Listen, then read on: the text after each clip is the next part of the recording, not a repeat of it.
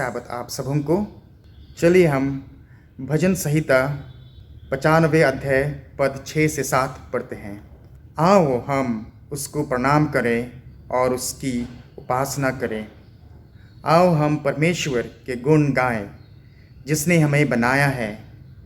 वो हमारा परमेश्वर है और हम उसके भक्त हैं। यदि हम उसकी सुने तो हम आज उसकी भेड़ हैं। इस ऑनलाइन सभा में फिर से मैं आप सबों को स्वागत करता हूं और आशा करते हैं कि इस ऑनलाइन सभा से हम सबों को परमेश्वर की आशीष मिले। चलिए इस सभा को आगे बढ़ाने से पहले हम अपने शीश झुका के प्रार्थना में जाएं। हे हमारे सर्वशक्तिमान दयालु पिता, हम एक बार फिर आपकी उपस्थिति में आते हैं आपको धन्यवाद देने उन सभी आशीषों के लिए जो आपने हमें दिए हैं। आपने हमें भोजन, वस्त्र, शरण दिए हैं और सब दुख तकलीफ़ से दूर रखा है। प्रभु, खासकर धन्यवाद देते हैं कि आपने हमें ये सुंदर साबत का दिन देखने को दिया है, इसमें हम आके आपकी उपासना कर सके, आपकी महिमा गा सके। विनती करते हैं कि आज की ऑनलाइन सभा में आपका आशीष हो, ताकि जब हम सब आपके वचनों को सुने, उन पर हम अमल कर सके और आपके दिखाए हुए राह पर चल सके। खासकर विनती करते हैं जो हमारे मसीह भाई बहन हैं, उनके परिवार, बच्चों पर आपकी आशीष हो। जो बीमारी से ग्रस्त हैं, आप अपने हाथ बढ़ा के उन्हें चंगाई दें। हम खासकर विनती करते हैं हमारे संस्था के जितने यूनिट्स हैं, school, colleges, division, union, section, region और जितने भी हैं, उन पर आपकी आशीष हो। हम इस मुश्किल के दौर में जी रहे हैं। प्रभु, हमें शक्ति दे कि हम सब आपके दिखाए हुए रास्ते पर चल सके और विश्वास के साथ आगे बढ़ सके।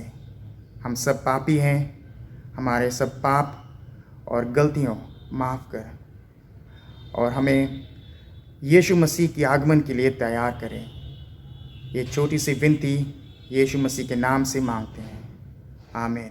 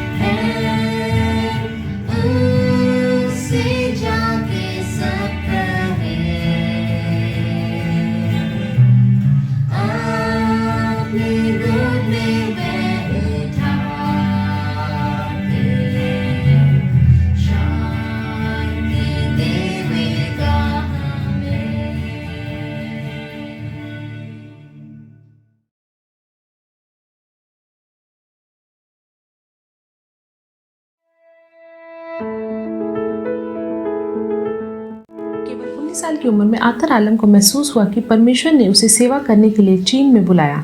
ये सेवेंथ डे एडवेंटिस्ट चर्च में शामिल होने के 1 साल बाद ही था। हालांकि यीशु के साथ उसका अपना संबंध अभी भी नया था और उसके लिए बढ़ रहा था, लेकिन उसके लिए चीन जाने का आह्वान उतना ही निश्चित था जितना कि सब्बत के दिन का आह्वान। उन्होंने मिशन सेवा के अपने जीवन की तैयारी के लिए एवेंडल कॉलेज में भाग लेने का फैसला किया। एवेंडल में आर्थर 2 लोगों से जुड़े थे जो उनके जीवन में आवश्यक थे। पहली इवा नाम की एक युवती थी, वह उनकी पत्नी और भविष्य की मिशन साथी बनी। दूसरे डॉक्टर मिलर थे जो चीन में एक एडवेंटिस्ट अग्रणी थे। डॉक्टर मिलर ने आर्थर को लिखा और वहां के काम का वर्णन किया। उन्होंने उसे एक मिशनरी के रूप में सेवा करने के लिए प्रोत्साहित किया। कॉलेज का 1 साल खत्म होते ही आर्थर ने यात्रा के लिए पैसे जुटाने के लिए न्यूजीलैंड में साहित्य भेजा। 1906 में चीन रवाना होने से 1 महीना पहले ही आर्थर और ईवा ने शादी की। दंपति का पहला काम स्वास्थ्य क्लिनिक और मुद्रण कार्यालय में डॉक्टर मिलर की देखरेख में था। आर्थर और उसकी पत्नी ने तुरंत ही अपने नए पड़ोसियों की तरह वस्त्र पहनना और मैंडेरियन, उनकी स्थानीय भाषा बोलना सीख लिया था। उनके लिए नई भाषा सीखना मुश्किल था, पर वह दृढ़ थे क्योंकि वे जानते थे कि उनके लिए महत्वपूर्ण है। वे प्रतिदिन अभ्यास करते थे तब तक वे मैंडेरियन भाषा में धारा प्रवाह न होंगे। आर्थर एक भाषा तरकार बन गए। एक नई भाषा सीखना इस मिशनरी जोड़ी की पहली चुनौती थी। दूसरी चुनौती मलेरिया थी। दोनों अक्सर बीमार रहने लगे। आर्थर को मलेरिया 3 बार हुआ, फिर भी वे सेवा करने के लिए प्रतिबद्ध थे, मुख्य रूप से प्रकाशन कार्य और शिक्षा के माध्यम से।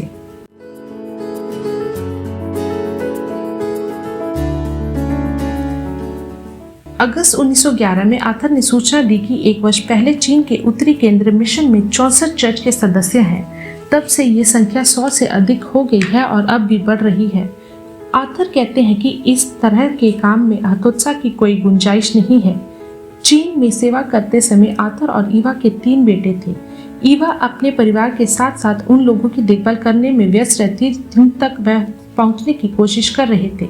ईवा सैबत स्कूल पढ़ाती, युवा समाज का नेतृत्व करती और महिलाओं के साथ हफ्ते में 2 बार बाइबल अध्ययन करती। 17 साल से आर्थर और ईवा चीन के लोगों की सेवा कर रहे हैं। हर दिन वे यीशु के प्रेम को कम से कम एक व्यक्ति तक साझा करने की कोशिश कर रहे हैं।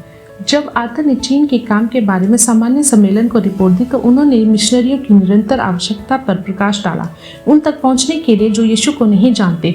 उन्होंने कहा कि हम चीन के लोगों को जगाने की शक्ति का लंबे समय तक इंतजार कर रहे हैं क्योंकि उन तक अभी सुसमाचार नहीं पहुंचा। हम आपकी सेवा के लिए पवित्र आत्मा के एक नए बपतिस्मे की आशा कर रहे हैं। आज मिशन की पेशकश दुनिया भर में मिशनरियों को भेजती है और उन्हें सुसज्जित करती है। अपना समर्थन एडवेंटिस्ट चर्च को उस महान कार्य में मदद करता है। मिशन की पेशकश के कारण ही मिशनरियों को यीशु के प्रेम को पृथ्वी के छोर तक पहुंचाने का अवसर मिलता है।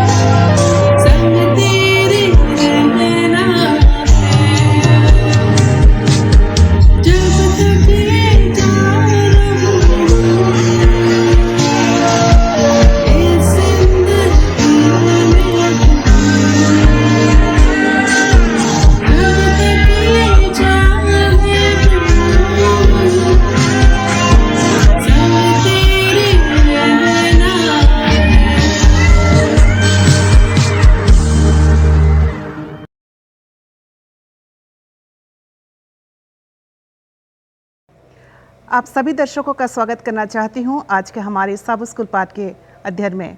और साथ ही साथ आज हमारे जो गेस्ट हैं पास्टर आर भारती और पास्टर फ्रैंकलिन फ्रांसिस, मैं आप दोनों का भी स्वागत करना चाहती हूं आज के हमारे सब स्कूल पाठ के अध्ययन में।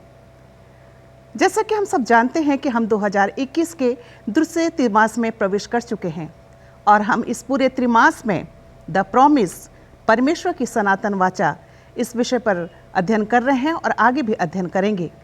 और आज इस त्रिमास का तीसरा सप्ताह है और आज जिस विषय पर हम चर्चा करेंगे उसका शीर्षक है पृथ्वी पर हर एक जीवित चीज़। और इससे पहले कि आज के हम अपने सब स्कूल पाठ के अध्ययन में आगे बढ़ें, हम परमेश्वर को धन्यवाद दें। इतनी बड़ी महामारी होने के बावजूद उसने हमें स्वस्थ रखा है, बचा के रखा है, ताकि हम सब मिलकर उसके नाम की स्तुति और आराधना एक साथ कर सकते हैं। आइए परमेश्वर को इस बात के लिए धन्यवाद दें। अपनी आंखों को बंद करें और दुआ करें और दुआ में अगुवाई पास्टर आर भारती करेंगे। आइए प्रार्थना करें। ज़मीन और आसमान के बनाने वाले परवरदिगार, इस दुनिया के सृष्टिकर्ता, हमारे मालिक, तेरे सामने अपने सरों को झुकाते हैं और परमेश्वर अपने जीवन को तेरे हाथों में समर्पित करते हैं। और खुदामंद, आज हम इस सब स्कूल पर्चे के द्वारा जब तेरी प्रतिज्ञाओं को, तेरी उस सनातन वाचा को परमेश्वर आज मिलकर के सीखना चाहते हैं। परमेश्वर तेरी पवित्र आत्मा हम में से हर एक की अगुवाई करे कि हम उसे समझ सकें और समझ करके अपने जीवन में परमेश्वर अमली जामा पहना सकें, उसके ऊपर चल सकें। खुदावंद तुझसे दुआ करते हैं अपने तमाम दर्शकों के लिए कि तू उनके भी साथ हो और अच्छे स्वास्थ्य में रख और अपना वचन परमेश्वर तू उन तक पहुंचा कि वो तुझ सच्चे परमेश्वर को जान सकें और अपना जीवन तेरे हाथों में समर्पित कर सकें। तो हम तमाम की अगुवाई कर, प्रार्थना को सुन और कबूल कर, मसीह यीशु के नाम में मांगते हैं, आमीन। आज के हमारी चर्चा का विषय है पृथ्वी पर हर एक जीवित चीज़। याद वचन के लिए आप मेरे साथ अपनी बाइबल खोल सकते हैं। उत्पत्ति उसका 6वां अध्याय और उसका 8 पद, जहाँ इस प्रकार से लिखा है, परंतु यहोवा के अनुग्रह की दृष्टि नूह पर बनी रही। एक बार फिर से पढ़ना चाहूँगी। परंतु यहोवा के अनुग्रह की दृष्टि नूह पर बनी रही। प्रिय दर्शकों, यशायाह नबी की पुस्तक उसका 7वां अध्याय और उसके 9 वचन पे हम देखते हैं कि वहाँ इस प्रकार से लिखा है, आदम और हवा निश्चित फल खाते हैं, उनका पाप सब कुछ बदल देता है। अब पाप और मृत्यु मानव इतिहास का हिस्सा बन गए हैं। मनुष्य एक ऐसी धरती पर पैदा हुआ है जो अब परिपूर्ण नहीं है। बुराई उन दिलों को भर देती है जिन्हें परमेश्वर से प्यार करने के लिए बनाया गया था। जल्द ही बुराई और पाप पूरी पृथ्वी को भर देते हैं। एक बार के लिए हम ये बात ध्यान पे रखें, एक बार सोचें कि उन दिनों की याद करें, उस बाढ़ से पहले के दिनों को, जहाँ बहुत सारे ऐसे लोग थे आज जो हमें सुविधाएं नहीं मिलती। आज हम अपने विश्वास में इतने मजबूत नहीं हैं, लेकिन उस समय के लोग अपने विश्वास में ज़्यादा मजबूत थे। उन्हें हर चीज़ बहुत अच्छे से मिलता था। वो कभी बीमार नहीं पड़ते थे, जबकि आज हम बीमार पड़ते हैं। उनका हर एक लोगों का जीवन परमेश्वर के प्रति समर्पित रहता था, लेकिन इसके बावजूद भी वो परमेश्वर के प्यार को बड़े ही गलत तरीके से वो प्रचार करने लगे। उनमें पाप बढ़ गया। परमेश्वर के प्यार को वो लोग समझ नहीं पाए और इस पूरी दुनिया में पाप इतना बढ़ गया कि परमेश्वर को इस बात से दुख हुआ और उसने इस पाप का अंत करने के लिए एक बाढ़ भेजा और वो बाढ़ पूरी पृथ्वी को ढांप दी। वो पानी पूरी पृथ्वी को डुबो दी। और हम इस बात को हम बाइबल में पढ़ते हैं। आइए इस चर्चा को और आगे बढ़ाएं और हम रविवार के पाठ पे चलेंगे। रविवार के पाठ का शीर्षक है पाप के बारे में एक महत्वपूर्ण नियम। पाप के बारे में एक महत्वपूर्ण नियम।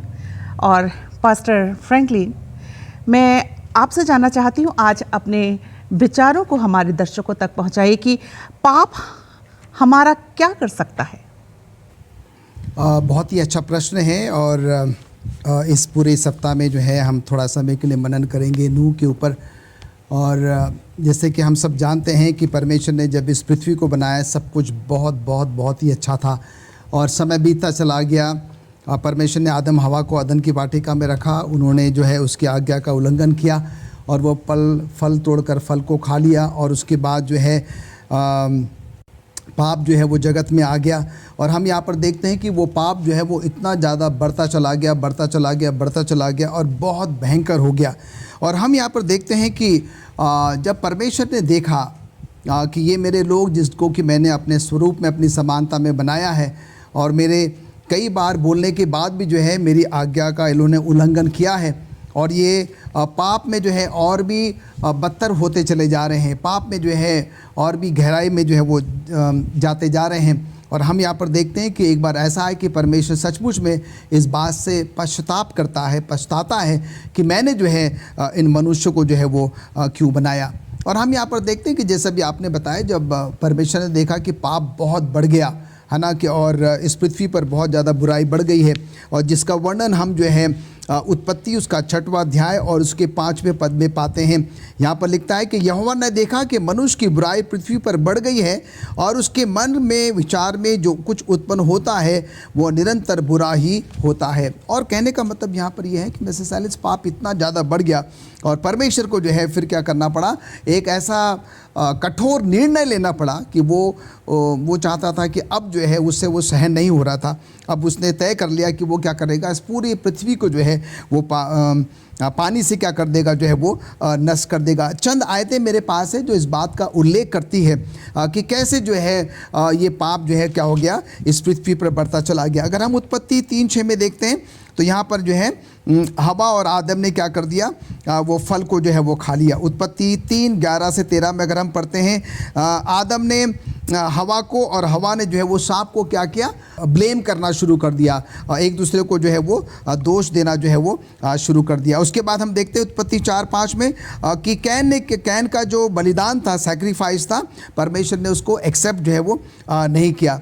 आगे अगर हम उत्पत्ति 4:8 में पढ़ते हैं तो लिखता है कि कैन ने क्या किया, हाबिल को मार दिया। और उसके बाद अगर हम नीचे आते उत्पत्ति 6:5 में अगर हम देखें तो बुराई इतनी ज़्यादा बढ़ गई, और यहाँ कहता है जैसे मैंने पहले बताया कि परमेश्वर जो है पछताता है कि मैंने मनुष्य को जो है वो क्यों बनाया, और अब उसने ये ठान लिया कि मैं क्या करूँगा, मनुष्य को जो है इस पाप से जो है वो छुड़ाने के लिए, बचाने के लिए क्या करूँगा, इनको जो है वो मुझे तबाह करने की जो है वो ज़रूरत है। अब आपका सवाल मैं उत्तर देता हूँ कि पाप हमारा क्या कर सकता है।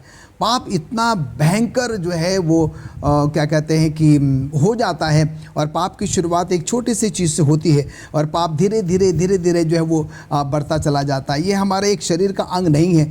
जब कभी हमें चोट लगती है तो हम या तो उसको काट के फेंक देते हैं या दवाई दारू करते हैं, और फिर क्या हो जाता है, वो ठीक हो जाता है। जो पाप है वो इतना हमें मन भावना लगता है, इतना स्वादिष्ट लगता है, और हम यहाँ पर देखते हैं कि ये पाप जो है वो धीरे धीरे जो है वो बढ़ता चला जाता है।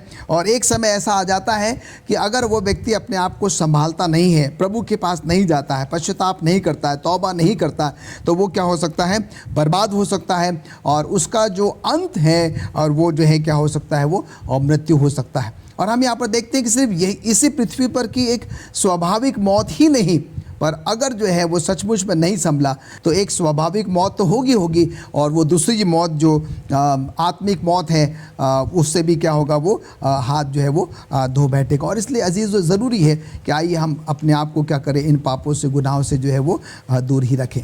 पास्टर फ्रैंकलिन ने जो मिसेस फ्रांसिस ने अभी सवाल पूछा कि पाप क्या कर सकता है जी, अगर हम उदाहरण के तौर पर देखें तो पाप हमारे शरीर में एक घाव की तरह है जी, कि वो जब घाव लग जाता है तो वो बढ़ता जाता है अगर हम उसका इलाज ना करें। और अगर इलाज ना कराएं तो वो इतना बढ़ जाता है कि आपके जीवन को ख़त्म कर देता है, आपकी जो जीवन है वो ख़त्म हो जाता है। और यही जीवन ना, जैसे आपने बताया, यही जीवन नहीं बल्कि आने वाला जीवन भी जो है वो आपके हाथों से चला जाता है। तो पाप एक ऐसी भयंकर चीज़ है जो आपका सब कुछ बर्बाद कर सकता है, ख़त्म कर सकता है।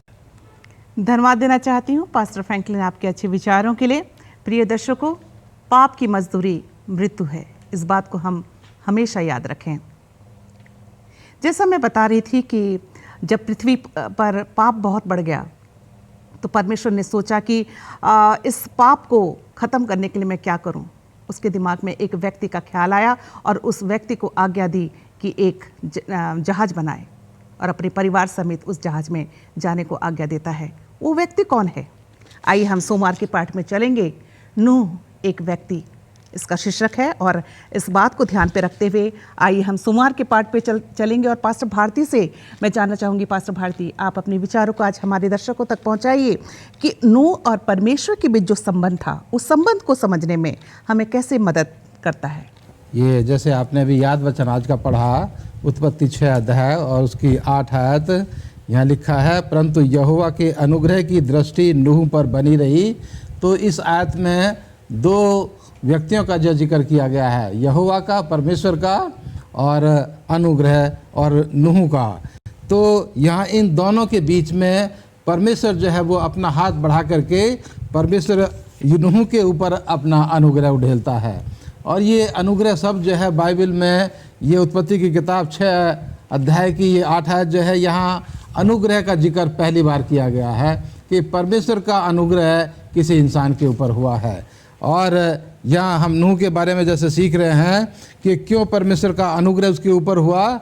9वीं आयत में लिखा है कि नूह धर्मी पुरुष था और अपने समय के लोगों में खरा था, और नूह परमेश्वर ही के साथ चलता था। तो यहाँ 3 बातें जो खास करके नूह के बारे में बताई गई हैं जिसके ऊपर परमेश्वर का अनुग्रह हुआ। पहली बात कि परमेश्वर जो था वो, नूह जो था वो एक अच्छा इंसान था, और दूसरी बात कि उसका जीवन जो था बिल्कुल निष्कलंक बिल्कुल पाप से रहित जीवन था, और वो नूह जो था परमेश्वर के साथ साथ चलता था, परमेश्वर की अगुवाई में चलता था। तो यहाँ परमेश्वर ने जो है वो नूह को इसलिए सुना क्योंकि परमेश्वर जानता था कि नूह जो है उसकी बात को सुनेगा, उसकी बात का जो है वो आज्ञा पालन करेगा और उसकी बात को मानेगा, उसके ऊपर भरोसा करेगा। और इसीलिए परमेश्वर ने जो है नूह को चुना उस महान काम के लिए जिसके द्वारा परमेश्वर इस दुनिया को जो है वो बचाना चाहता है।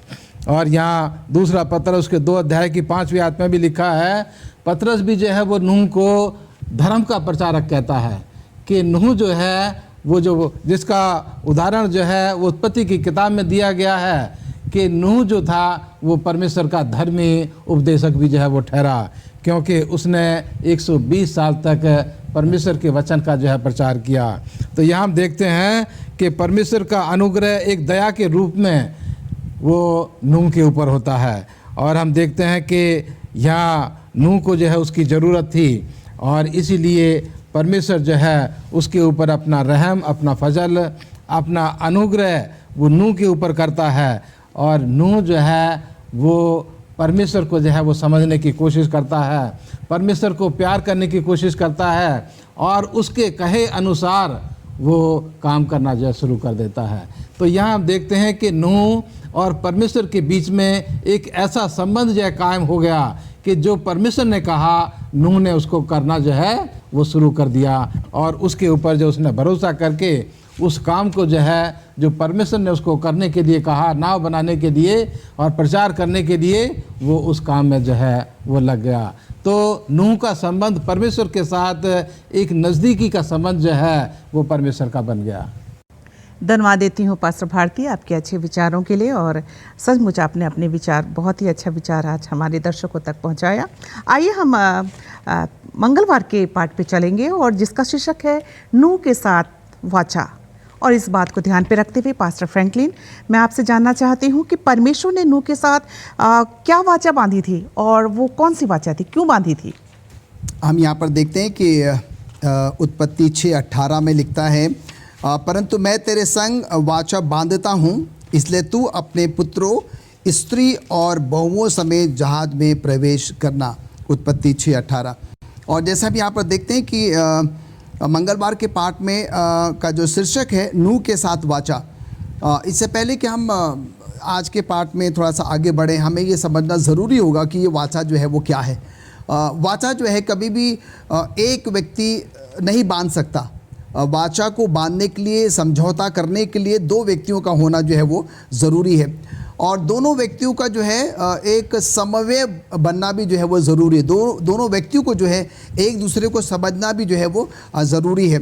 और जब तक कि हम क्या करते हैं कि एक दूसरे के साथ मेल नहीं खाते हैं, हमारे सोच विचार, हमारी बातचीत, हमारा जो कुछ भी हम लेन देन करना चाहते हैं, अगर वो मेल नहीं खाएगा तो वो वाचा या वो समझौता जो है वो आगे नहीं बढ़ सकता है। और जैसे कि अभी हमने सीखा है, आपने भी बताया, पास्टर भारती ने भी बताया कि परमेश्वर जो है लोगों से बहुत ज़्यादा दुखी था क्योंकि पाप इतना बढ़ गया था। 120 साल तक जो है नूह ने क्या क्या प्रचार किया, उसके बावजूद भी हम देखते हैं कि लोग नहीं माने, लोग इतने ढीठ हो गए थे और उसका यहाँ तक कि मजाक भी उड़ाया उन लोगों ने। पर हम देखते हैं कि ये सब कुछ जो है वो परमेश्वर देख रहा था और फिर वो समय आ गया और हम देखते हैं कि वो समय पूरा हो गया। और अब परमेश्वर क्या करता है, नूह से जो है वो ये वाचा बांधता है, उससे प्रतिज्ञा करता है, उससे समझौता जो है वो करता है, उसको ये बताता है कि अब तू क्या कर, तू अपने पत्नी के साथ, अपने तीनों बेटों के साथ और उनकी जो वाइफ्स हैं, उनकी जो पत्नियां हैं, इसका मतलब नूह की पत्नी, उनके तीनों बेटे और तीनों बेटों की जो पत्नियां हैं, इसका मतलब 8 लोग हो जाते हैं। और वो उससे कहता है कि मैं तुझसे आज वाचा बांधता हूँ, तू क्या कर, जो तूने जहाज बनाया है जिसको कि मैंने तुझे कहा था, और तू अपने पुत्रों के साथ, अपनी स्त्री के साथ और अपने बहुओं के साथ क्या कर, उसमें तू जो है वो प्रवेश कर जा। यहाँ पर एक बहुत ही अच्छी बात जो परमेश्वर हमें समझाने की कोशिश कर रहा है नूह के माध्यम से, और वो ये है कि परमेश्वर जो है अपने लोगों से बहुत बहुत प्यार करता है। परमेश्वर जो है उनको नष्ट नहीं होने देख सकता या उनको बर्बाद होते जो है वो नहीं देख सकता। और अभी जो है पास्टर भारती ने हमें ये बताया था कि भाई कैसे जो है नूह में कौन कौन सी जो क्वालिटीज़ हैं जिसके वजह से जो है विशेषता थी, जिसके वजह से क्या किया है परमेश्वर ने जो है वो नूह को चुना है। और हम यहाँ पर देखते हैं कि पहली बात तो ये, क्योंकि नूह जो है एक ऐसा धर्मी व्यक्ति था, परमेश्वर का भय मानने वाला व्यक्ति था, परमेश्वर की आज्ञा का पालन जो है उसने किया और परमेश्वर ने उसको नाव बनाने के लिए बोला। और हम यहाँ पर देखते हैं कि और उसने इसलिए क्योंकि वो नहीं चाहता था कि जैसे पूरी दुनिया नष्ट हो रही है, बर्बाद हो रही है, नूह और नूह का परिवार भी क्या हो जाए, वो बर्बाद हो जाए। और हम यहाँ पर देखते हैं कि नूह ने परमेश्वर की बातों को माना और उसमें वो अपने तीनों बेटों के साथ, उनकी पत्नियों के साथ, अपनी स्वयं की पत्नी के साथ उस जहाज में क्या करता है, वो प्रवेश कर जाता है और वो जो है वो सब के सब जो है वो बच जाते हैं। एक छोटा सा उदाहरण यहाँ पर है, मान लीजिए कि कोई व्यक्ति जो है वो पानी में गिर जाता है और अगर कोई दूसरा व्यक्ति जो है उसको रस्सी फेंक के बचाना चाहता है, तो जब तक कि वो व्यक्ति क्या करेगा, उस रस्सी को पकड़ के बचना नहीं चाहेगा स्वयं, वो बच नहीं सकता। जो व्यक्ति उसको बचाना चाह रहा है वो तो उसको बचाना चाह रहा है, पर वो उस व्यक्ति पर भी निर्भर करता है जो कि पानी में डूब रहा है। वो कहता है कि नहीं मैं तो नहीं पकड़ूंगा, मैं आपकी रस्सी को नहीं पकड़ूंगा, तो वो नहीं बचाया जा सकता। मैं कितनी भी कोशिश कर लूँ पर मैं उसको जो है वो नहीं बचा सकता। यहाँ पर जो है परमेश्वर नूह के माध्यम से हम सबों को ये समझाना चाह रहा है, परमेश्वर हम सबसे बहुत प्रेम करता है, वो नहीं चाहता कि हम नाश हो, नष्ट हो। परमेश्वर अपना हाथ आगे को करता है। अब ये मुझ पर और हम सब पर निर्भर करता है, क्या हम आगे बढ़कर उसके हाथ को थामते हैं और अपने आप को बचाने की जो है वो कोशिश करते हैं। अजीज़ों, हमारे पास अभी भी मौका है, जब जब हम परमेश्वर के पास जाते हैं, परमेश्वर हमसे आगे होकर जो है अपना हाथ फैलाता है और वो हमको जो है वो बचाना चाहता है।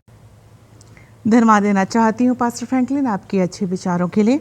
और आइए हम बुधवार के पाठ पे चलेंगे। प्रिय दर्शकों, जब इस दुनिया में बाढ़ आया, जब बारिश हुई 40 दिन और 40 रात बारिश होने के बाद जब बारिश थम गई तो आकाश में मेघधनुष दिखाई देने लगा। आइए हम बुधवार इस बात को ध्यान पे रखें और बुधवार के पाठ पे चलेंगे। बुधवार के पाठ का शीर्षक है मेघधनुष की प्रतिज्ञा।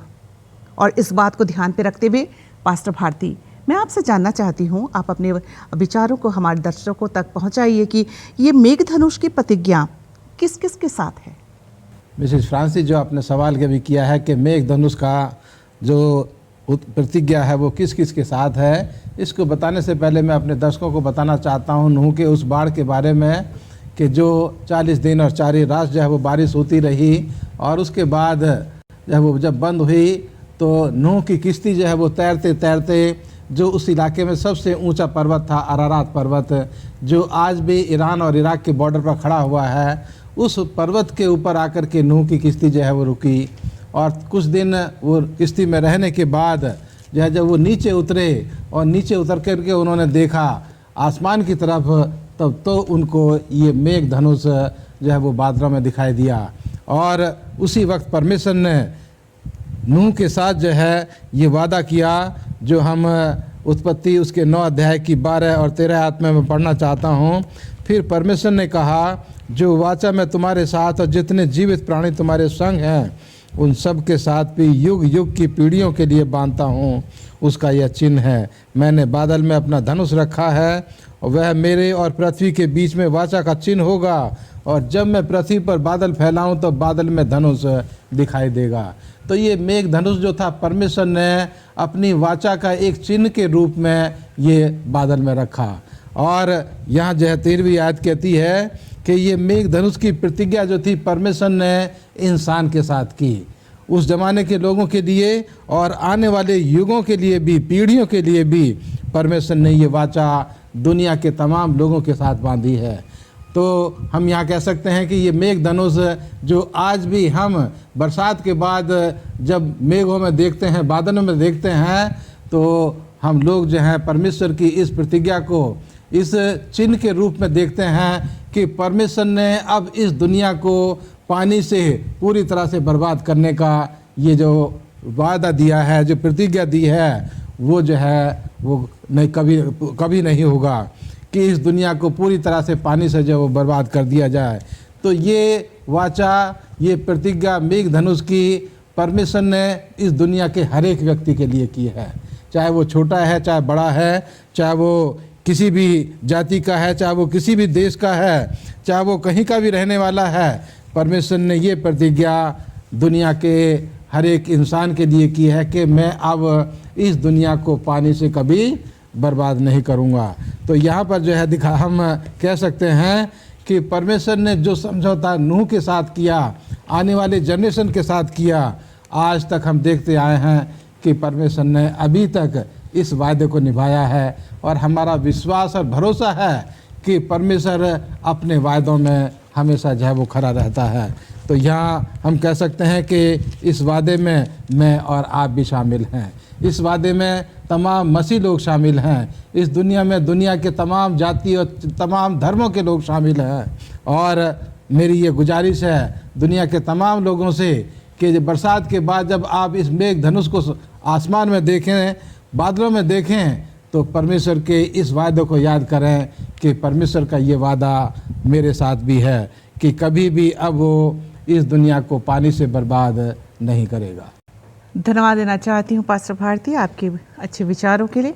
और आइए हम गुरुवार के पाठ पे चलेंगे, और जिसका शीर्षक है केवल नूह बचा लिया गया था। और इस बात को ध्यान पे रखते हुए आइए हम पास्टर फ्रैंकलिन के पास चलते हैं। पास्टर फ्रैंकलिन, आप अपने विचारों को आज हमारे दर्शकों तक पहुंचाइए कि परमेश्वर ने नूह को ही क्यों चुना? बहुत ही अच्छा सवाल है, और हम नूह के बारे में पढ़ रहे हैं। और इससे पहले कि मैं आपके सवाल का जवाब दूं, हम बाइबल में से उत्पत्ति 7:23 को मैं आपके लिए पढ़ना चाहता हूं, जहां पर ये इस प्रकार से लिखता है, और क्या मनुष्य, क्या पशु, क्या रेंगने वाले जंतु, क्या आकाश के पक्षी, जो जो भूमि पर थे, सब पृथ्वी पर से मिट गए, केवल नूह और जितने उसके संग जहाज में थे वे ही बच गए। तो अब तक जो है हमने कहानी में ये देखा है कि सिर्फ नूह और नूह का परिवार जो है वो परमेश्वर की आज्ञा के अनुसार जो है वो जहाज में प्रवेश करता है।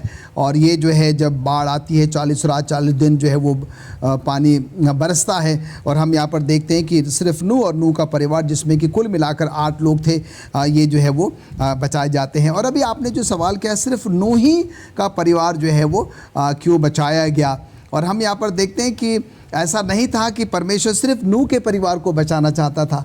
परमेश्वर ने जब दुनिया में इतना पाप बढ़ गया, परमेश्वर ने नूह को चुना। परमेश्वर ने नूह से कहा कि तू क्या कर, इन लोगों को सचेत कर, सावधान कर, इनको समझा, बता।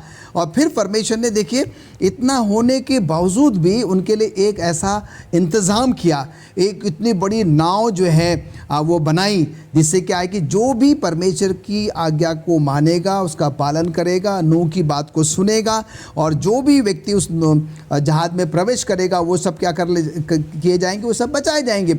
और हम यहाँ पर देखते हैं कि पूरे 120 साल तक आप अगर बाइबल का अध्ययन करें, सब लोगों ने उसका जो है ठट्टा उड़ाया, मजाक उड़ाया कि भाई, क्योंकि अब तक जो है उन्होंने इस प्रकार की ना तो बारिश के बारे में अनुभव किया था, ना ही सुना था।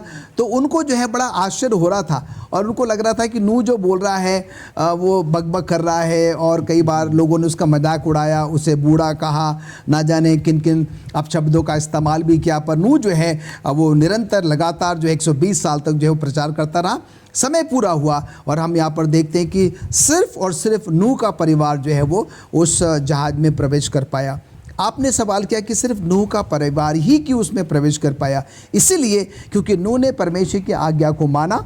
नूह भी कह सकता था कि नहीं, मैं जो है, क्योंकि नूह का भी ये पहली मर्तबा था, पहली बार था कि वो इस प्रकार की बारिश को जो है वो देख रहा था।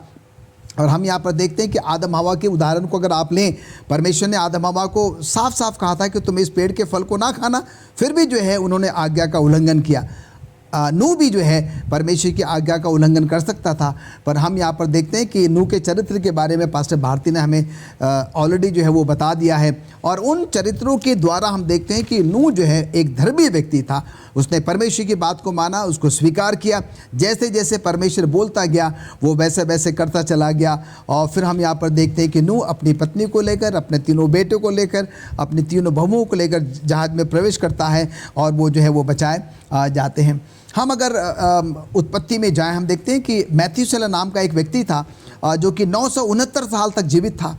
और जब परमेश्वर ने बनाया सब कुछ बहुत अच्छा था। पाप के कारण जो है हमारी औसतन आयु जो है वो कम कम कम कम कम होते चली गई। और हम देखते हैं कि नूह के बाद जो है जो हमारी आयु का जो औसतन वो था वो क्या हो गया, बहुत बहुत गिरता चला गया। और अगर हम भजन संहिता उसके 90 अध्याय के उसके 10वें पद में पढ़ें तो हम देखते हैं कि हमारी औसतन आयु जो है वो 70 साल की है। अगर हम अपने आप को थोड़ा सा मजबूत रखते हैं तो ज़्यादा से ज़्यादा 80 साल तक हम जो है वो जीवित रह सकते हैं। ये सब किसका प्रतिफल है? ये पाप का प्रतिफल है। और हम देखते हैं कि आज भी हमारे समय में देखा जाता है कि पाप के कारण क्या है कि हमारी शायद हाइट नहीं बढ़ती है, पाप के कारण ना जाने कितनी बीमारियां हमारे अंदर में आ जाती है। तो बार बार परमेश्वर अपने वचनों के द्वारा, अपने दासों के द्वारा, दासियों के द्वारा जो है हमें सचेत और सावधान करता है। वो हम सबको जो है वो बचाना चाहता है। इसलिए नहीं कि सिर्फ वो नूह से प्यार करता था, वो हम सबसे भी प्यार करता है। और यूहन्ना 3:16 जो है इस बात का उल्लेख करता है कि परमेश्वर ने जगत से प्रेम किया है और हम जो भी उस पर विश्वास करेंगे हम सब के सब जो है वो बचाए जाएंगे। धन्यवाद देना चाहती हूँ पास्टर फ्रैंकलिन आपके अच्छे विचारों के लिए। आइए हम शुक्रवार के पाठ पे चलेंगे और शुक्रवार के पाठ को ध्यान पे रखते हुए पास्टर भारती, मैं आपसे जानना चाहती हूँ कि जो मेघधनुष हमें किस चीज़ की याद दिलाता है? ये मैं बताना चाहता हूँ अपने दर्शकों को थोड़ा सा कि मेघधनुष जो है जब नूह और उसके बच्चों ने जो है जब देखा, और जैसे पास्टर फ्रैंकलिन ने भी बताया कि नूह के साथ उसका परिवार, उसके 3 बेटे और 3 बहुएं, नूह और उसकी पत्नी केवल 8 लोग बचाए गए। तो यहाँ बाइबल बताती है कि नूह के 3 बेटे थे, सेम, हेम और जाफत। और वो जो है जब किश्ती से निकल कर के जो है पहली बार काफ़ी अरसे के बाद जब ज़मीन पर खड़े हुए तो वहाँ आकर के उन्होंने एक वेदी बनाई और वेदी के ऊपर उन्होंने होम बत्ती जो है वहाँ पर दी। और उसकी खुशबू जो है जब आसमान में गई तो परमेश्वर जो है उससे खुश हुआ। और तब उन्होंने जो है परमेश्वर की आवाज़ सुनी और साथ ही साथ उसने मेघों में जो है वो जो धनुष था, मेघ धनुष, उसको जो दिखाया। और यहाँ उनको देख करके जो है ये जो है बहुत ही अच्छा लगा कि अब परमेश्वर जो है वो कभी भी इस दुनिया को पानी से बर्बाद नहीं करेगा। और उनका विश्वास जो था वो और मजबूत हुआ कि परमेश्वर जो कहता है वो करने के लिए तैयार रहता है। तो ये मेघधनुष जो है वो मेघधनुष हमारे विश्वास को जो है मजबूत करता है। मेघधनुष जो है वो परमेश्वर की दया को दिखाता है। मेघधनुष जो है वो हमें परमेश्वर पर विश्वास करने में मदद करता है। मेघधनुष जो है वो हमें दिखाता है कि आज भी परमेश्वर की दया जारी है और वो मुझे, मेरी और आपकी मदद करने में मदद करता है, आशीर्वाद देता है। नूह और उसका परिवार जब ज़मीन पर खड़े हुए थे और उन्होंने बलि जो चढ़ाई और उसको खुशबू जब आसमान में गई तो वहाँ से परमेश्वर उनको देख करके खुश हुआ और उनके साथ वादा किया और उनको मेघों में जो है एक धनुष दिखाया और उस के साथ जो है उन्होंने ये विश्वास किया कि परमेश्वर जो कहता है उसको वो निभाता है। तो ये मेघधनुष आज मुझे और आपको मदद करता है कि हम परमेश्वर में अपना विश्वास रखें। मेरे और आपके विश्वास को मजबूत करने में मदद करता है। ये मेघधनुष परमेश्वर की दया को दिखाता है। मेघधनुष जो है वो आज हमें दिखाता है कि आज भी परमेश्वर की दया जो है वो लगातार जारी है इंसान के ऊपर। और जो आज हम इस दुनिया में देखते हैं और बरसात के बाद जब धनुष को देखते हैं तो हमें खुशी होती है कि परमेश्वर आज भी अपने वादे में सच्चा है कि हमने आज तक इतनी बारिश जो है अपने जीवन में कभी नहीं देखी कि पेड़ डूब जाएं या पहाड़ डूब जाएं। परमेश्वर आज भी अपने वादों में सच्चा है। और आज परमेश्वर जो है हमें दिखाता है कि परमेश्वर जो है वो उतनी ही बारिश देता है जितनी हमें ज़रूरत होती है। और बारिशें जो हैं वो आशीर्वाद लेकर के आती हैं और परमेश्वर को खुशहाल और खुशी जो है वो परमेश्वर को देती हैं। तो मेघधनुष जो है वो मेरे और आपके लिए एक आशीष का कारण है, एक आशीर्वाद का कारण है कि परमेश्वर ने मुझे और आपको ये मेघधनुष आसमान में रख करके आशीर्वाद दिया है कि आप फलो फूलो और मैं आपके साथ हूँ। उतनी ही बारिश दूंगा जितनी आपको ज़रूरत है और मेरी आशीषें तुम्हारे जीवन में लगातार जो है वो बनी रहेंगी। धन्यवाद देना चाहती हूँ पास्टर भारती आपके अच्छे विचारों के लिए। प्रिय दर्शकों, आज का हमारे जो सब स्कूल पाठ था वो इसी पर आधारित था कि हम परमेश्वर से प्रेम करें, हम अपने पापों को मान लें। बाइबल बताती है कि यदि हम अपने पापों को मान लेते हैं तो वो हमारे पापों को क्षमा करने में विश्वास योग्य और धर्मी है। दुनिया में पाप बढ़ गया था और उस पाप को ख़त्म करने के लिए परमेश्वर ने इस दुनिया को जल प्रलय भेजा, दुनिया में जल प्रलय भेजा और 40 दिन 40 रात जल प्रलय हुआ। लेकिन नूह और उसका परिवार उस जल प्रलय से बच गया। परमेश्वर चाहता है कि आज जो हमारा पूरा दुनिया है, जो परमेश्वर के जो बच्चे हैं वो सब के सब बचाए जाएं, बशर्ते कि हम अपने पापों से तौबा करें। परमेश्वर की मोहब्बत हमारे लिए बहुत कीमती है। कैसी गहरी मोहब्बत तेरी है खुदा कि भूल हमसे हुई और माफ़ तूने किया। हमें दी न सजा, हमें दे दी शिफा, तेरी महिमा की क्या बात है। परमेश्वर की महिमा हमारे लिए अपरंपार है। अजीज़ों, आइए हम परमेश्वर को अपना जीवन दें। आज की इस महामारी में परमेश्वर ने हमें स्वस्थ रखा है, हमें जीवन दिया है और बहुत आयत का जीवन दिया है। आइए हम अपने आप को परमेश्वर के चरणों में समर्पित करें। उम्मीद करती हूँ कि आज का हमारा सब स्कूल पाठ हम जितने भी सुनने वाले हैं सबके लिए आशीष का कारण रहा होगा। इससे पहले कि हम आपके आज के सब स्कूल पाठ का अध्ययन को समाप्त करें, मैं धन्यवाद देना चाहती हूँ पास्टर आर भारती का और पास्टर फ्रैंकलिन फ्रांसिस का। आइए हम अपने सब स्कूल पाठ को ख़त्म करें, अपनी आंखों को बंद करें और दुआ करें और दुआ में अगुवाई पास्टर फ्रैंकलिन करेंगे। आइए प्रार्थना करें। धन्यवादित हैं स्वर्गीय पिता परमेश्वर आज के सब स्कूल पाठ के अध्ययन के लिए। धन्यवादित हैं हमारे तमाम भाई और बहनों के लिए जो कि प्रभु अपने अपने घरों में आज के पवित्र सबत में आपके सब स्कूल पाठ को प्रभु सुन पाए हैं। हम धन्यवादित हैं पास्टर भारती के लिए, मिसेस एलिस के लिए और मेरे लिए प्रभु और बेटे ऋषु के लिए कि आपने हम सबों की मदद करी कि हम आज के सब स्कूल पाठ को प्रभु अपने श्रोताओं तक पहुंचा पाए हैं। और आज जो कुछ भी हमने सुना है हमारी मदद करें कि हम आपके वचनों के अनुसार चल सकें, आपकी आज्ञाओं का पालन करें। प्रभु हम जानते हैं कि आप हमसे बहुत बहुत प्यार करते हैं। आप हम में से किसी को भी नष्ट होते हुए नहीं देख सकते प्रभु, पर कई बार हम जो है इतने ढीठ हो जाते हैं, हम कई बार आपकी उस मधुर आवाज़ को अनसुना कर देते हैं। हम प्रभु आपके हाथ को थामना नहीं चाहते, हम प्रभु अपने आप को बचाना नहीं चाहते हैं। प्रभु हम पर अनुग्रह करें, अपने पवित्र आत्मा के द्वारा हमसे बातचीत करें कि जब जब प्रभु आप हमारे पास आते हैं, हमसे बातचीत करते हैं अपने पवित्र आत्मा के माध्यम से, हम आपकी पवित्र आत्मा की आवाज़ को सुने और उस पापों से, गुनाहों से, खताओं से प्रभु तौबा करें। और न सिर्फ हम अपने लिए, अपने परिवारों के लिए, अपने कलीसियाओं के लिए, औरों के लिए प्रभु एक बहुत बड़ी आशीष का कारण बने, और जिससे कि जब आपका बेटा यीशु मसीह आए हम सब के सब तैयार पाए जाएं और हम आपके बेटे यीशु मसीह के साथ उस स्वर्गीय घर में प्रवेश कर सकें। धन्यवाद देते हैं प्रभु कि आपने हमारी प्रार्थना को सुना है। प्रभु यीशु मसीह के नाम से मांगते हैं, आमीन। आमीन आमीन।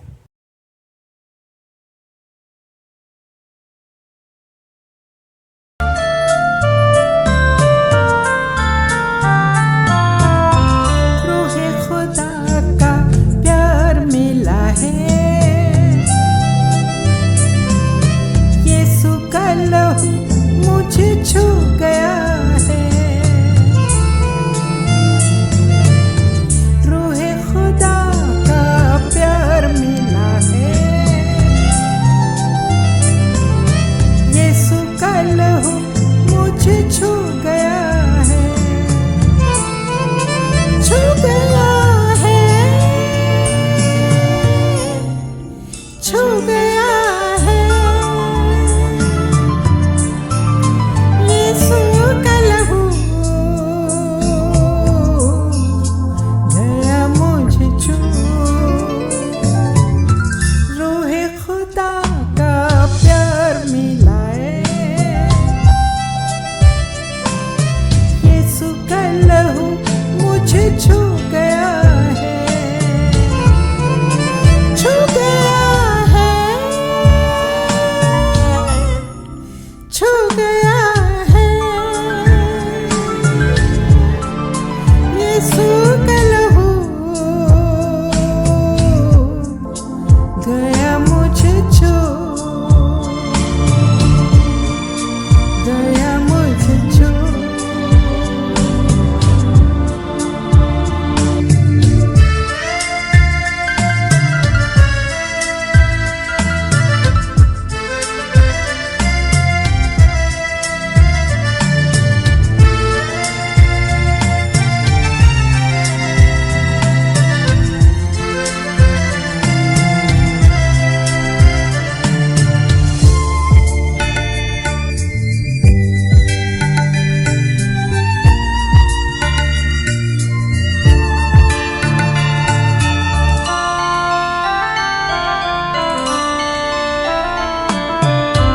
लहू यीशु का रहमतों वाला, लहू यीशु का कुव्वतों वाला।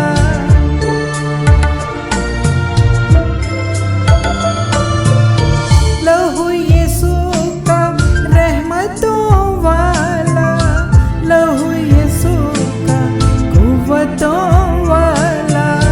गिरते हुओं को लहू ने संभाला, तारीकियों में किया है उजाला। ऐसा है लहू यीशु का लहू, सारी बरकतें देता है लहू, देता है लहू।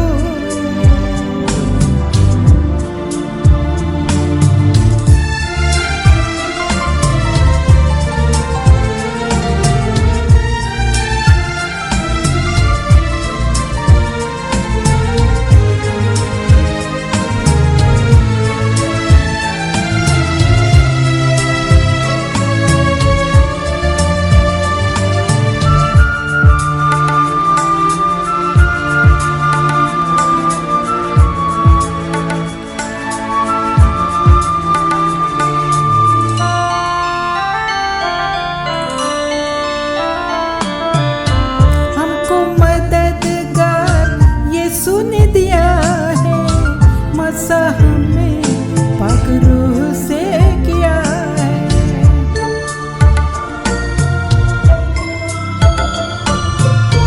हमको मददगार यीशु ने दिया है, मसा हमें पाक रूह से किया है। अब ना उदासी है ना दर्द कोई, प्याला शिफा का हमने पिया है। अब जिंदगी अब दी खुशी, रोशनी हमें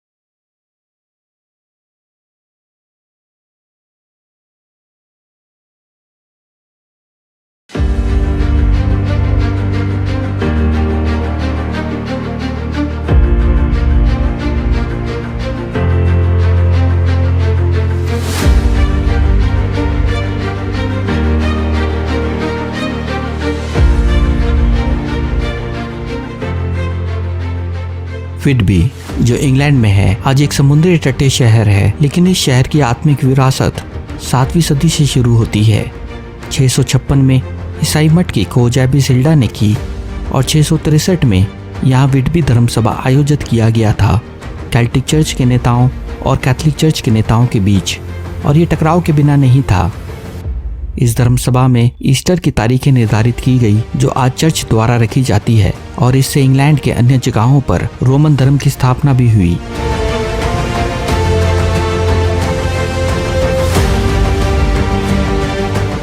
उस समय इंग्लैंड के इस भाग में कैल्टिक चर्च एक प्रमुख विश्वास था। ईडन के मिशनरी कामों के कारण जिन्हें यहाँ आयोना से भेजा गया था, ये लोग बाइबल के विश्वासी थे। उन्होंने सबत को रखा और वे आत्मिक मामलों के शासक के रूप में पोप तंत्र को नहीं पहचान पाए।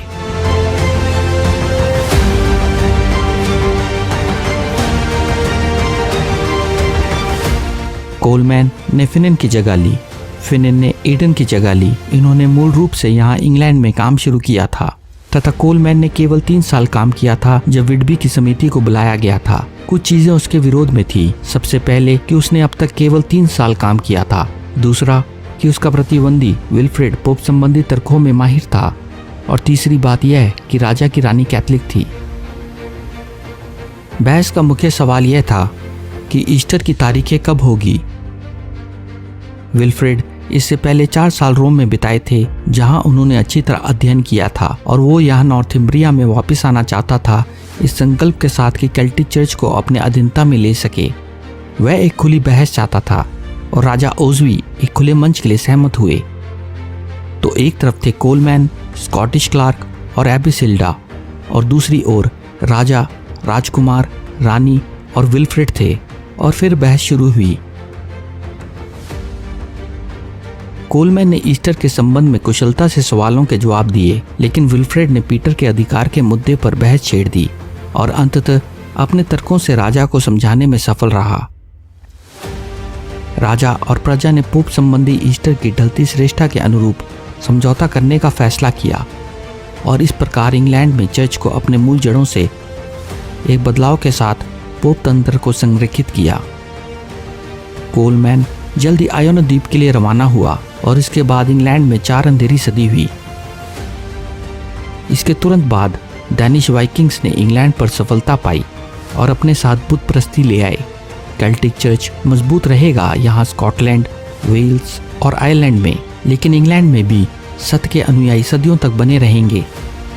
काम जो एडन, फिनिन और कोलमैन ने शुरू किया जारी रहेगा, इसलिए कि जब सदियों बाद जॉन विक्लिफ ने अपना अद्भुत पुनरुत्थान शुरू किया, उनके कुछ अनुयायियों के बारे में सोचा गया कि वह वो लोग हैं जो पीढ़ी दर पीढ़ी एडन के सिद्धांतों को बनाए हुए थे। एक बात हम व्हिटबी की समिति से सीखते हैं, हालांकि ईश्वर के कार्य को स्पष्ट हार मिली, हमें याद रखना होगा कि हम एक महान विवाद में रह रहे हैं जहां सच्चाई और बुराई के बीच लड़ाई है। और ये उस गीत के शब्द की तरह है, एक मर्तबा हर इंसान और राष्ट्र के लिए, जहां शब्द जाते हैं, यदि बुराई के कारण उन्नत हो तो भी सच ही अकेले मजबूत है। कभी कभी हमारे जीवन में या हमारे कामों में ऐसा दिखता है कि ईश्वर के कार्य ने मार खाई, ऐसा दिखता है कि ईश्वर के कार्य ने पीड़ा भोगी। फिर भी हमें याद रखना होगा कि हम एक महान विवाद में रह रहे हैं जहां सच्चाई और त्रुटि के बीच में लड़ाई है, सही और गलत के बीच, ईश्वर और शैतान के बीच। अगर हम मसीह में रहते हैं, अगर हम खुद को ईश्वर के साथ संरेखित करें, हम जान सकते हैं कि हम हमेशा जीतने वाले के पक्ष में ही होंगे, हालांकि रास्ते में कभी कभी स्पष्ट हार मिलेगी।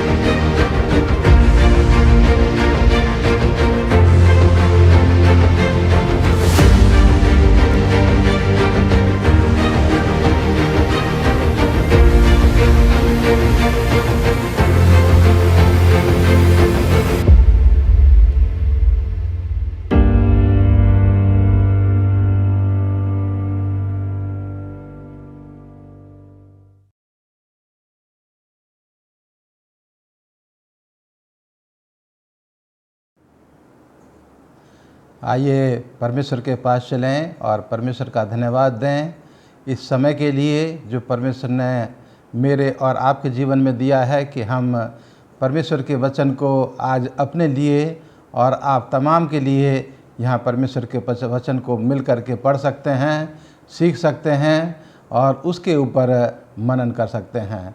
परमेश्वर का धन्यवाद देते हैं कि उसने आज मेरे और आपके जीवन में ये ऐसा समय और ऐसी चुनौतियों भरा समय जो है उसने मुझे दिया है। और आपके सामने भी है कि दुनिया में कितनी चुनौतियाँ, कितनी परेशानियाँ, कितनी मुसीबतें हैं, लेकिन उसके बावजूद भी हम परमेश्वर के पास बैठें और अपने जीवन को देखें कि परमेश्वर ने हमारे जीवन को एक कैसा जीवन जीने के लिए इस दुनिया में मुझे और आपको रखा है। आइए इससे पहले कि हम आगे बढ़ें परमेश्वर के साथ प्रार्थना करेंगे।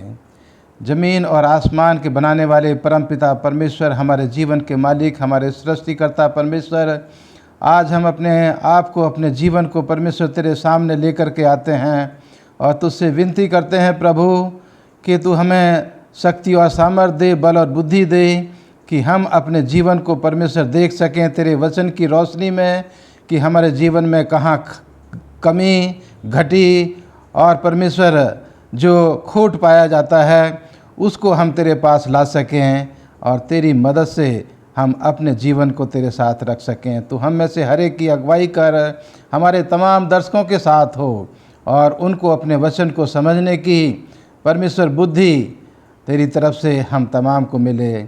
हमारी अगुवाई कर, मसीह यीशु के नाम में मांगते हैं, आमीन।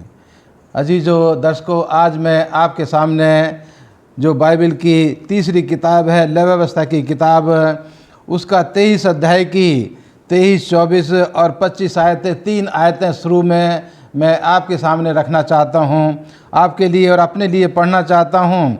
यहाँ इस तरह से लिखा है, फिर यहोवा ने मूसा से कहा, इस्राएलियों से कह कि 7वें महीने के पहले दिन को तुम्हारे लिए परम विश्राम हो और उसमें स्मरण दिलाने के लिए नरसिंगे फूंके जाएं और एक पवित्र सभा इकट्ठी हो। उस दिन तुम परिश्रम का कोई काम ना करना और यहोवा के लिए भेंट चढ़ाना।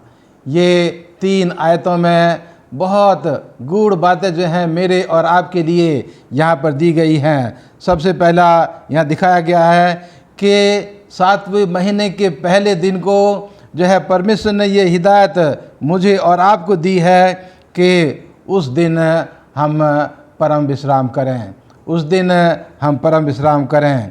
और मुझे और आपको परमेश्वर याद दिलाने के लिए उस दिन में परमेश्वर कहता है कि तुम नरसिंगे फूंको और उसी दिन में परमेश्वर कहता है कि तुम सभा में इकट्ठा होकर के बैठो और फिर कहता है कि उस दिन तुम कोई परिश्रम का काम भी ना करो और आखिर में कहता है कि परमेश्वर के लिए भेंट चढ़ाओ।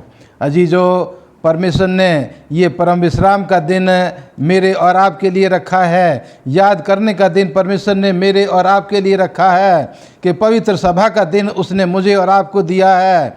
और उस दिन कहा है कि हम कोई मेहनत का काम ना करें, परमेश्वर की सभा में इकट्ठा होकर के हम उसके लिए भेंट चढ़ाएं। अजीजों, मैं आपको बताना चाहता हूं कि ये वो दिन है कि जो साल में ये दिन 10 दिन जो है इस त्यौहार को मनाया जाता था। ये था नरसिंगों का त्यौहार या फीस्ट ऑफ ट्रम्फत और ये साल में केवल एक बार जो है मनाया जाता है 10 दिन तक। उस दिन के आने से पहले जो साल में केवल एक ही दिन मनाया जाता था और वो था प्रायश्चित का दिन।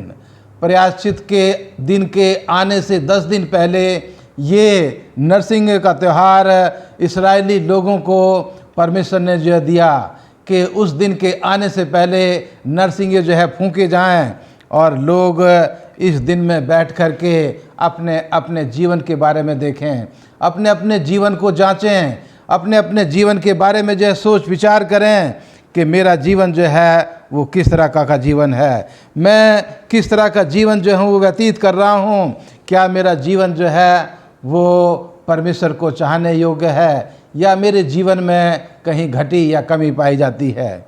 इसलिए मैंने आज परमेश्वर के वचन से जो पहला तिमुथी है और उसके 4थे अध्याय की ये केवल मैंने 5 आयतों को आज आपके साथ साझा करने के लिए मैंने चुना है और इन वचनों की रोशनी में आज हम अपने वचन को देखेंगे कि हम कहाँ पर खड़े हैं, हम कैसा जीवन व्यतीत कर रहे हैं, हमारा जीवन जो है वो किस तरह का है। यहाँ पौलुस रसूल जो हैं अपने नौजवान साथी तीमुथियुस के लिए यहाँ इन शब्दों को लिखते हैं। पौलुस रसूल इन शब्दों को पूरी कलीसिया के लिए लिखते हैं। पौलुस रसूल इन शब्दों को मेरे और आपके लिए भी लिख रहे हैं। और यहाँ 4 अध्याय की 11 आयत में लिखते हैं पौलुस रसूल कि इन बातों की आज्ञा मैं तो देता हूँ और तुझसे कहता हूँ कि तू सिखाता रहे और तेरे जीवन को लोग जो हैं वो तुच्छ ना समझने पाएँ, पर वचन और चाल चलन और प्रेम और विश्वास और पवित्रता में विश्वासियों के लिए आदर्श बन जा। जब तक मैं ना आऊँ तब तक पढ़ने और उपदेश देने और सिखाने में लौलीन रहे। उस वरदान के प्रति जो तुझ में है और भविष्यवाणी के द्वारा प्राचीनों का हाथ रखते समय तुझे मिला था, निश्चिंत मत रह। इन बातों को सोचते रहे और इन्हीं में अपना ध्यान लगाए रहे, ताकि तेरी उन्नति सब पर प्रकट हो। अपनी और अपने उपदेश की चौकसी कर, इन बातों पर स्थिर रहे, क्योंकि यदि ऐसा करता है तो तू अपने और अपने सुनने वालों के लिए भी उद्धार का कारण होगा। मेरे प्रिय दर्शकों, पौलुस रसूल बहुत गहरी बातें आज मुझे और आपको इन वचनों के द्वारा सिखाना चाहता है। वो अपने नौजवान साथी को जो है वो सलाह दे रहा है। पौलुस रसूल जो है परमेश्वर के हर एक जन को जो है यहाँ पर सलाह दे रहा है कि हम जो हैं लोगों को व्यवहारिक सलाह देते रहें। परमेश्वर के वचन को बांटने की सलाह जो है वो लोगों को हमेशा देते रहें। हमेशा लोगों से दरख्वास्त करते रहें कि ये अंतिम समय है, हर एक मसीह व्यक्ति को परमेश्वर के नाम को दूसरों को बांटना है। ये सलाह देने से हम कभी पीछे ना हटें। ये सिखाने से पहले हम जो हैं वो पीछे कभी ना हटें, बल्कि हम दूसरों को कहते रहें। दूसरों को कहना तो आसान है, लेकिन सिखाना मुश्किल है। दूसरों को कह देना आसान है, लेकिन उसके ऊपर चलना, अपने जीवन को चलाना और दूसरों को भी उस वचन के अनुसार चलने में मदद करना जो है वो मुश्किल काम है। क्योंकि हम जब किसी से बातचीत करते हैं और हमारी बातचीत जो है अगर ऐसी है कि हम कोई रिजल्ट की जो है वो परवाह नहीं करते कि आने वाले समय में चाहे किसी भी तरह का प्रतिफल क्यों ना हो इस व्यक्ति के जीवन में, तो हम कोई भी बात बिना सोचे समझे, बिना जो है उसको विचार करे हुए उस व्यक्ति से हम जो है कह सकते हैं। लेकिन मेरे अजीज़ बहन और भाइयों, अगर हम चाहते हैं कि जिससे हम बातचीत कर रहे हैं उसके जीवन में जो है आने वाले समय में वो अच्छा प्रतिफल हो, अच्छा रिजल्ट आए, उसका अच्छा जीवन हो, तो हमें बहुत सोच समझ करके बातचीत करने की ज़रूरत है। बहुत सोच समझ करके हमें अपने वातावरण को, अपने व्यवहार को उसके सामने जो है हमें पेश करने की ज़रूरत है। और यहाँ पौलुस रसूल जो है कह रहे हैं कि जब आप किसी से बातचीत करो, ये बुज़ुर्ग पौलुस रसूल जो हैं अपने नौजवान साथी को, मुझे और आपको सलाह दे रहे हैं कि हम जब लोगों के बीच में बातचीत करें तो हम बहुत हलीमी के साथ, बहुत नम्रता के साथ, बहुत दया भाव के साथ हम लोगों के साथ जो है अपना व्यवहार करें। और उसके द्वारा जो है वो आदमी, जब आप अपने जीवन को हलीमी और नम्रता के साथ लोगों को सलाह देंगे तो लोग उसके ऊपर सोचने के लिए जो है वो मजबूर होंगे। और वो व्यक्ति भी जो आपकी सलाह को नहीं मानना चाहता, वो भी आपकी सलाह के ऊपर सोचने के लिए मजबूर होगा।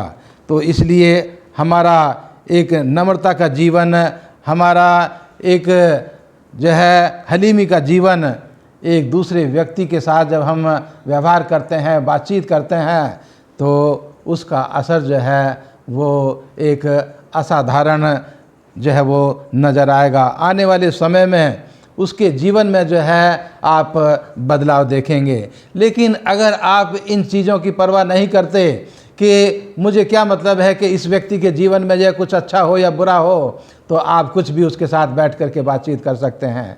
लेकिन अगर आप उससे प्यार करते हैं और आप जानते हैं कि ये व्यक्ति का जीवन एक गलत रास्ते पर चल रहा है और आप उसके साथ बड़ी हलीमी के साथ, बड़ी नम्रता के साथ बैठ कर के उसको समझाते हैं, तो आपकी बात जो है वो आपका साथी बहुत ध्यान के साथ सुनेगा और शायद आपकी बातचीत जो है, ये दया भरी बातचीत, ये नम्रता के साथ बातचीत की हुई उसके जीवन में बदलाव ला सकती है।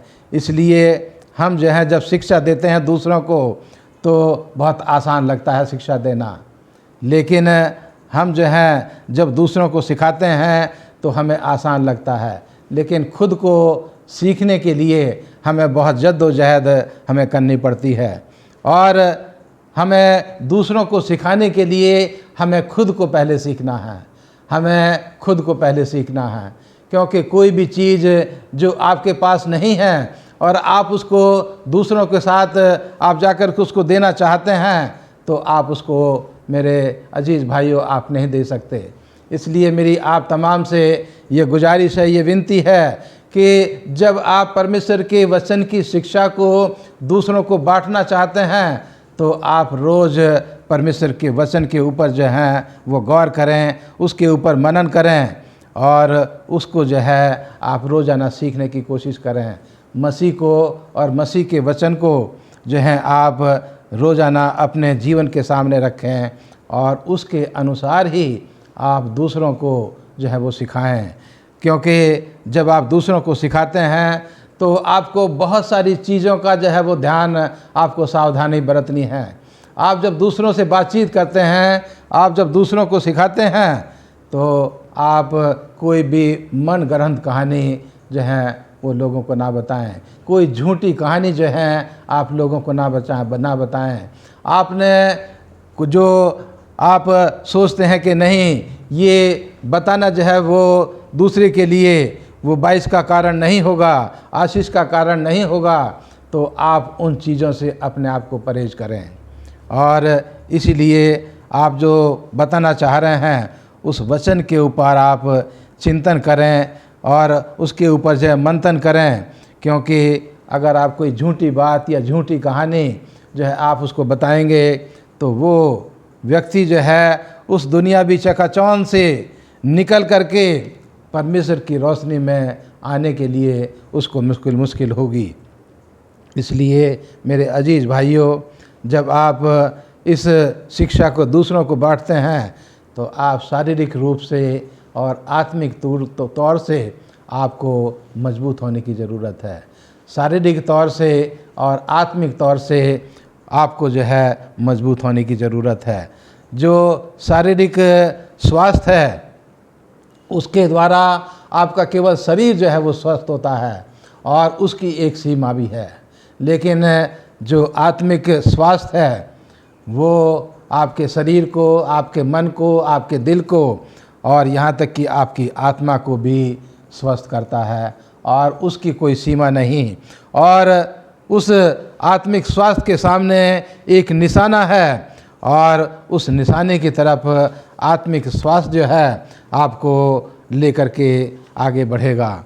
इसलिए आप जब दूसरों के साथ बातचीत करने का काम करते हैं, दूसरों को सिखाने का काम करते हैं, दूसरों के साथ परमेश्वर का वचन बांटने का काम करते हैं, तो आपके रास्ते में बहुत सी परेशानियां जो हैं वो नज़र आएंगी। बहुत से आलोचक जो हैं वो आपको देखने के लिए मिलेंगे। इसलिए पौलुस रसूल जो है अपने अजीज़ साथी तीमुथियुस को जो है वो सलाह देता है कि मेरे अजीज़ भाई, जब आप जो है मेरी उपस्थिति में या मेरी अनुपस्थिति में आप परमेश्वर के वचन को लेकर के आगे बढ़ेंगे तो बहुत लोग आपको क्रिटिसाइज करेंगे, आपकी आलोचना करेंगे, लेकिन आपको उन आलोचनाओं से घबराना नहीं है।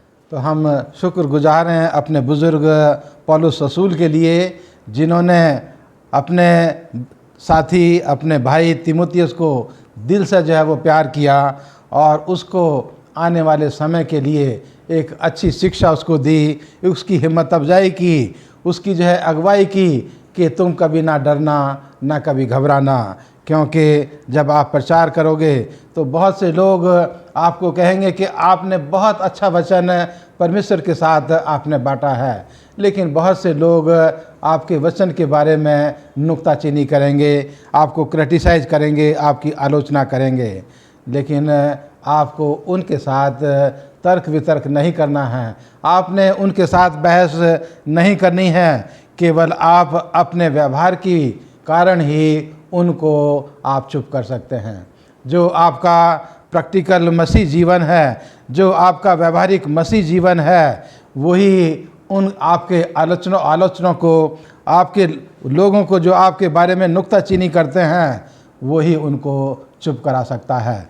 और अगर आप जो हैं उनके साथ बहसबाजी करेंगे तो उससे जो है फ़ायदे की बजाय नुकसान होने की संभावना जो है वो बनी रहती है। इसलिए आप अपने आलोचकों का, अपनी चुनौतियों का, अपने चैलेंजेस का सामना अपने मसीह जीवन के द्वारा करें, ना कि अपने ज्ञान और बुद्धि के द्वारा। और परमेश्वर से आप यही दुआ करें कि परमेश्वर आपके जीवन को उनके लिए भी आशीष का जीवन बनाए, जो आपकी आलोचना करते हैं, जो आपकी शिक्षा की जो हैं या परमेश्वर की शिक्षा की जो आलोचना करते हैं। अजीजो, 3 बातें मैं पौलुस रसूल की दी हुई जो उन्होंने तीमुथियुस को दी और तीमुथियुस ने उनको अपनाया, 3 बातों को मैं बताना चाहता हूं जिनको मैं और आप भी जो है वो अपना सकते हैं। और इनको अपनाने से हमारा जीवन एक दूसरे के लिए आशीष का जीवन बन सकता है। और सबसे पहली चीज़ है अगापे लव, परमेश्वर का वो प्रेम जो उसने मुझसे और आपसे किया। और परमेश्वर चाहता है कि उसी प्रेम को हम अपने जीवन में धारण करें। और तीमुथियुस के जीवन में हम ये पाते हैं कि वो अपने लोगों को, अपने साथियों को, अपने आसपास के लोगों से वो जो परमेश्वर का प्रेम उसके दिल में हमेशा उमड़ता रहता था। वो हर एक भाई और बहन के लिए हमेशा अच्छा सोचता था। वो हर एक भाई और बहन की जो है वो अच्छा करने की कोशिश करता था। अजीजो, तीमुथियुस के जीवन में जो दूसरी खास बात पाई जाती थी वो थी वफादारी। वफादारी परमेश्वर के साथ, वफादारी अपने लोगों के साथ, वफादारी अपने समाज के साथ, अपने परिवार के साथ, अपने जीवन के साथी के साथ। ये वफादारी पौलुस रसूल ने तीमुथियुस को जो है उसके जीवन में दी और उसको सिखाया कि जब आपका जीवन जो है एक अच्छी तरह से जीवन चल रहा है तो वफादारी को निभाना बहुत आसान काम है, लेकिन वफादारी उस वक्त निभाना बहुत मुश्किल है जब आपके जीवन में विपरीत परिस्थितियां हों, जब आपके जीवन में चुनौतियां हों, जब आपके जीवन में समस्याएं हों, तो उस वक्त वफादार बने रहना बहुत मुश्किल का काम है। और सच्चा सिपाही जो है वो वही है जो मुश्किलों के बीच भी, समस्याओं के बीच भी अपने जीवन को जो है वफादारी के साथ परमेश्वर के लोगों के बीच में और परमेश्वर के साथ वो जो है वफादार बना रहे। तीसरी खास बात यहाँ तीमुथियुस के जीवन में हम पवित्रता को देखते हैं। तीमुथियुस ने एक पवित्र जीवन इस दुनिया में जिया। उसने कभी किसी के साथ कोई गलत भावना, कोई गलत आचरण, कोई गलत काम तीमुथियुस ने कभी अपने जीवन में नहीं किया। और वो हमेशा दूसरे लोगों का आदर और सम्मान करते हुए, दूसरे लोगों का जो है वो इज्जत देते हुए लोगों के साथ वो जो है आगे बढ़ा। और उसने जो है, यहाँ हम पाते हैं इस जो मैंने आयतें आपके सामने पढ़ी कि परमेश्वर ने ये वरदान तीमुथियुस को जो है दिया। और इसलिए पौलुस रसूल उसको कहता है कि जो प्राचीन हैं उनके द्वारा हाथ रखने के द्वारा जो वरदान परमेश्वर की तरफ से तुझे मिला है, पवित्रता का जीवन जीने का, वफादारी का जीवन जीने का और अगापे प्रेम को अपने जीवन में रखने का, इस उपहार को तू जो है लोगों के लिए इस्तेमाल करता रहे, इसको तू बढ़ाता रहे, इसको जो है तू लोगों के साथ बांटता रहे, और इससे जो है तेरा जीवन एक दूसरों के लिए आशीष का जीवन बनेगा।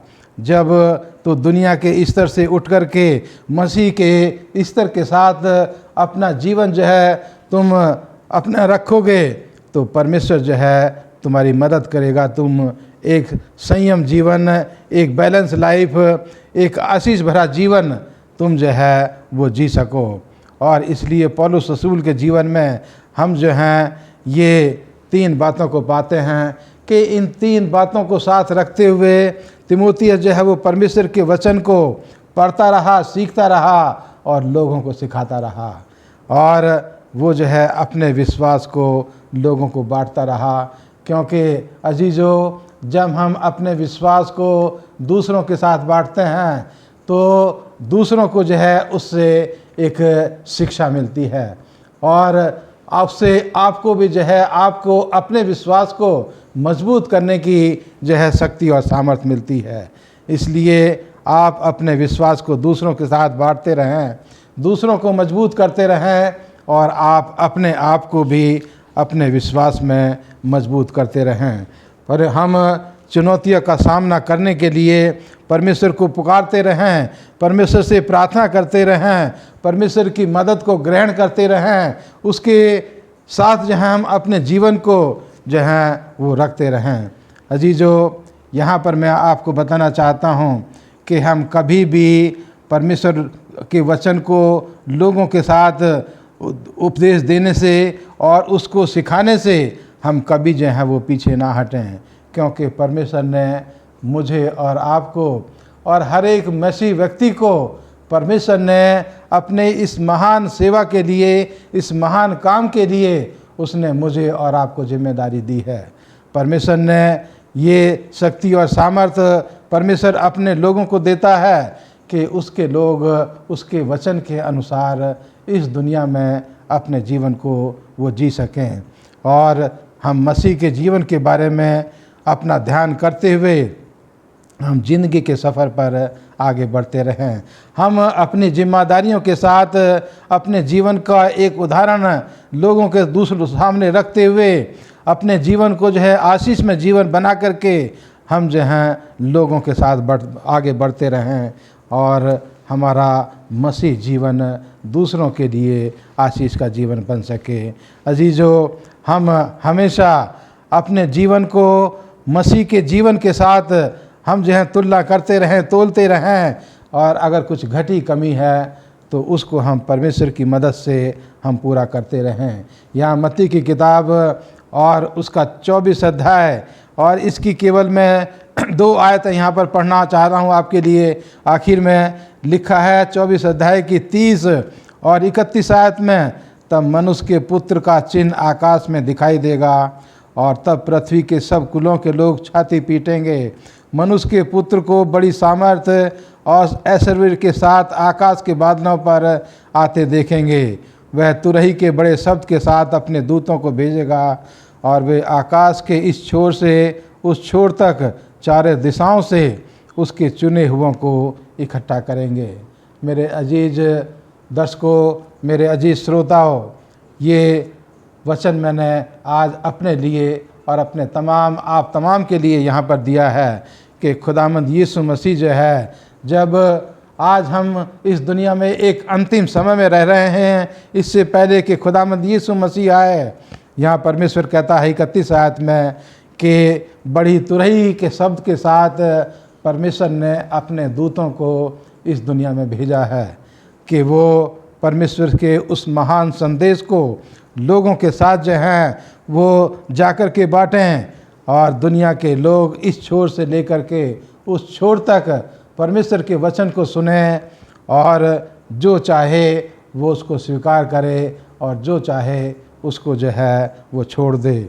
आज परमेश्वर ने इस वचन के अनुसार जीने के लिए ये समय मुझे और आपको दिया है कि जिस तरह से इस्राएली लोग उस प्रायश्चित के दिन के आने से पहले 10 दिन लगातार अपने जीवन को छानते थे, जांचते थे, देखते थे, और अगर उनके जीवन में कोई गुनाह, कोई पाप, कोई गलती उनके जीवन में है तो उसके लिए वो परमेश्वर के पास भेंट लेकर के आते थे और अपने गुनाहों को साफ करने के लिए परमेश्वर के ऊपर, परमेश्वर के साथ अपनी भेंट उसको चढ़ाते थे। अजीज़ों, आज इस दुनिया के अंतिम समय में परमेश्वर ने अपने इस बड़ी तुरही के साथ, उस बड़े नरसिंगे के साथ उसने अपने दूतों को, अपने लोगों को, मुझे और आपको इस दुनिया के लोगों के बीच में भेजा है कि हम परमेश्वर के इस शुभ संदेश को लोगों के बीच में लेकर के जाएं। और जब हमारा जीवन इस संदेश के अनुसार हम इस दुनिया में अपने जीवन को व्यतीत करेंगे तो लोग आपके वचन को, परमेश्वर के वचन को ग्रहण करेंगे और यीशु मसीह को अपना मुक्तिदाता स्वीकार करेंगे। और इसलिए यहाँ मत्ती की किताब और इसके 4 अध्याय की जो मैंने आयतें आपके सामने पढ़ी, उसमें जो है ख़ास बात यहाँ पर लिखी कि आप जो प्रचार कर रहे हैं, आप जो सिखा रहे हैं, अगर आपका जीवन उसके अनुसार है तो आपका सिखाना आपके लिए आशीष का कारण होगा, आपका सिखाना दूसरों के लिए आशीष का कारण होगा। और ऐसा करने से आप अपने आप को और दूसरों के लिए आपका वचन जो है वो उद्धार का कारण होगा।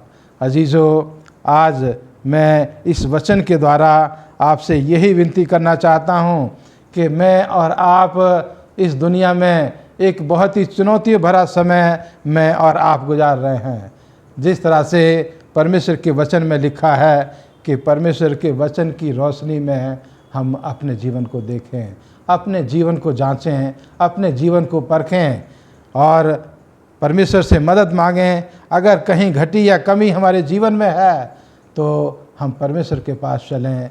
परमेश्वर मेरी और आपकी मदद करने के लिए हमेशा तैयार है।